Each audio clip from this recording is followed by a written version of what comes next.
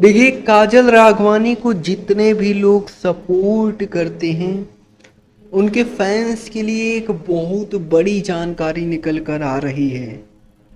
काजल राघवानी का जो गाना रिलीज हुआ था डिफेंडर वाला, उस गाने को डिलीट करवा दिया गया है।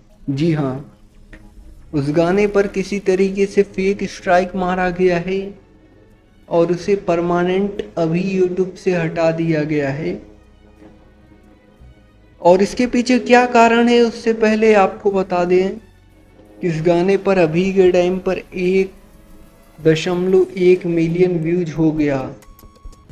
बहुत ही अच्छा खासा गाना चल रहा था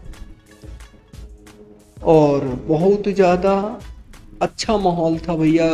कंट्रोवर्सी की वजह से गाना और ज़्यादा चला था और किसी की कामयाबी पर भाई इस तरीके से काफ़ी टाइम बाद भी गाना आया था काजल राघवानी का और उसे ब्लॉक करवा दिया गया। कौन किया, कैसे किया, ये तो अभी कोई नहीं जानता। फिलहाल जल्दी ही पता चल जाएगा और हम भी कोशिश करेंगे आपको अपडेट देते रहें। कुछ यही जानकारी निकल कर आ रही थी।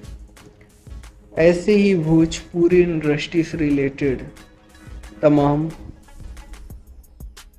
न्यूज देखने के लिए आप हमारे इस YouTube चैनल के साथ जुड़ सकते हैं, चैनल को सब्सक्राइब करके। जी धन्यवाद दोस्तों।